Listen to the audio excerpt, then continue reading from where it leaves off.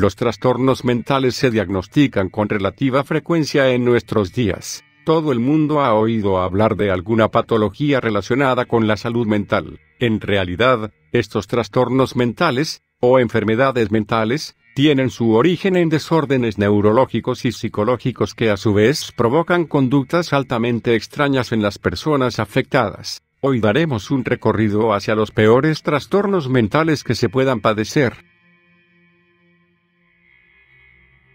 De número 1 tenemos a un trastorno mental llamado trastorno antisocial de la personalidad. El trastorno antisocial de la personalidad es un patrón de comportamiento caracterizado por la inatención y violación de los derechos ajenos en favor de los propios que aparece antes de los 15 años de edad. Este desprecio puede manifestarse a partir de conductas de diverso tipo, incluyendo comportamientos criminales penados por ley.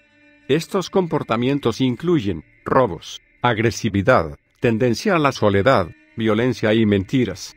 Además, las personas afectadas por este trastorno tienden a ser tímidas, depresivas y tienen ansiedad social. Este último punto se debe a su temor a ser rechazadas. Con todo, la terapia psicológica es muy efectiva a la hora de manejar los inconvenientes del trastorno antisocial. A nivel de personalidad se observa que quienes presentan este trastorno suelen tener un bajo nivel de amabilidad y de responsabilidad, cosa que de manera conjunta facilita que se metan en disputas con otros individuos. Bien, continuando con el siguiente trastorno es denominado síndrome de Estocolmo. El síndrome de Estocolmo es un trastorno mental relativamente frecuente en las personas que han sido víctimas de un secuestro. Muestran algún tipo de sentimiento positivo hacia sus captores. Archivos policiales internacionales muestran que alrededor del 27% de las víctimas de secuestros presentan este desorden. El síndrome de Estocolmo también se aplica en casos como abuso infantil, violación o maltrato. No es un trastorno que se viva de forma angustiosa, pero llama mucho la atención porque resulta difícil de entender.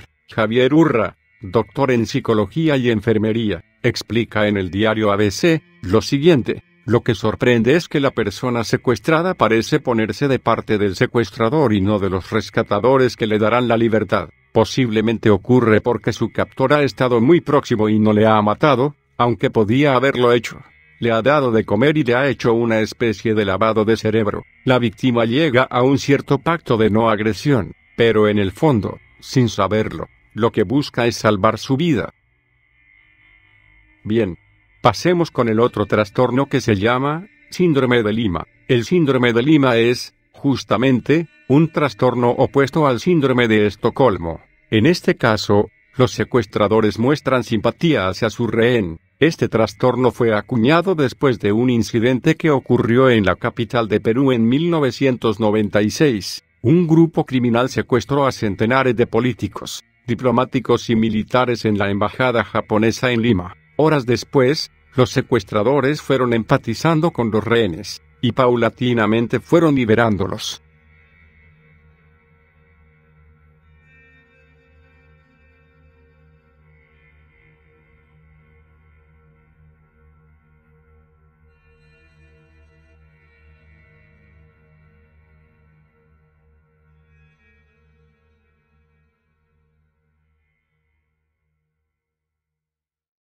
El siguiente es trastorno obsesivo-compulsivo. El trastorno obsesivo-compulsivo es un desorden ansioso caracterizado por recurrentes pensamientos que producen miedo, desasosiego, preocupación, conductas compulsivas, etc.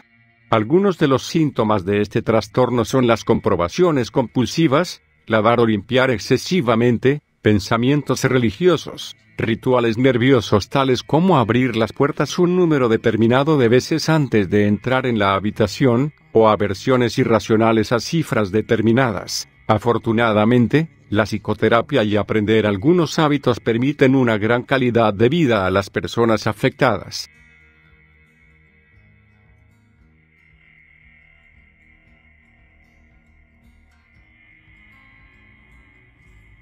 Con el tiempo, mis dudas aumentaron, y esto me obligaba a quedarme despierta hasta altas horas de la noche.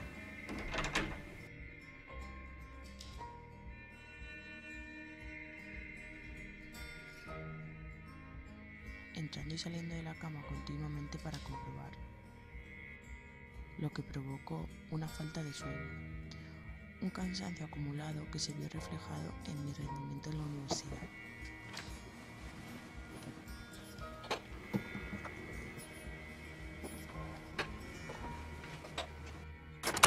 Mis padres sufren mucho al ver este comportamiento irracional que tengo y que no puedo evitar.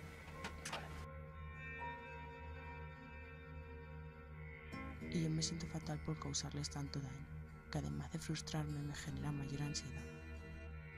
Pasemos ahora con un trastorno llamado dislexia. La dislexia es un trastorno del aprendizaje. La persona disléxica no puede leer correctamente debido a la discrepancia entre el potencial de aprendizaje y su nivel de rendimiento, sin que exista cualquier tipo de problema, ya sea sensorial, físico, motor o deficiencia educativa. Esto causa ciertos desajustes en la lectura que a su vez pueden causar otro tipo de psicopatologías del aprendizaje y de la autoimagen. Como consecuencia, las personas afectadas por la dislexia tienen serios problemas de comprensión en la lectura. Afortunadamente, en nuestro tiempo la intervención y el tratamiento ofrecen muchas garantías para hacer frente a este trastorno y, llegada la adultez, una amplia mayoría de disléxicos no tienen ningún problema para escribir correctamente.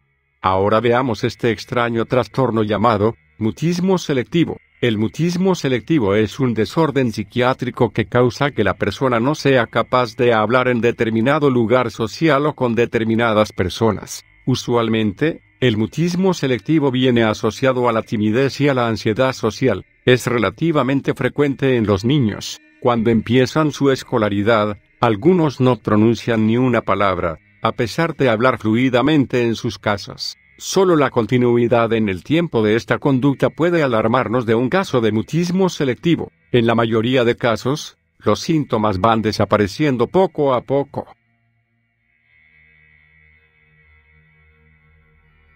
En esta ocasión nos encontramos con un trastorno muy famoso llamado esquizofrenia. La esquizofrenia es un trastorno mental causado por una anomalía en los procesos cognitivos y por una pobre respuesta emocional. El afectado sufre de alteraciones en la percepción o la expresión de la realidad.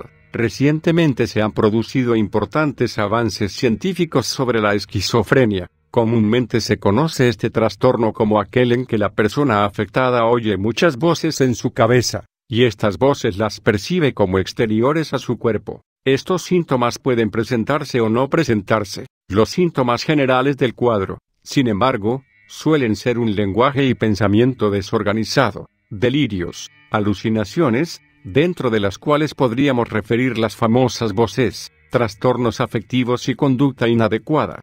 A pesar de que ha sido un desorden vastamente estudiado, sigue considerándose un trastorno complejo con una gran amalgama de síntomas. El tratamiento psiquiátrico y psicológico ha demostrado una gran eficacia a la hora de controlar este trastorno. Síndrome de Cotard.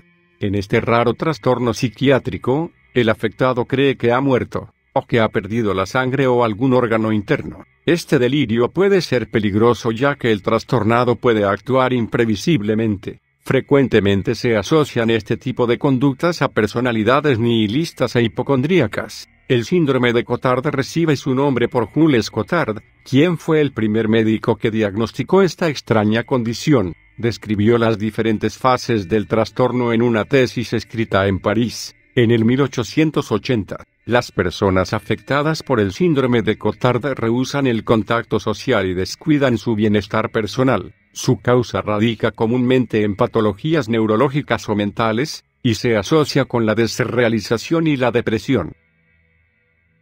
Ahora, quiero agradecerles por ver este video e invitarlos a darle un me gusta y suscribirte si te gustan este tipo de videos. Hasta la próxima.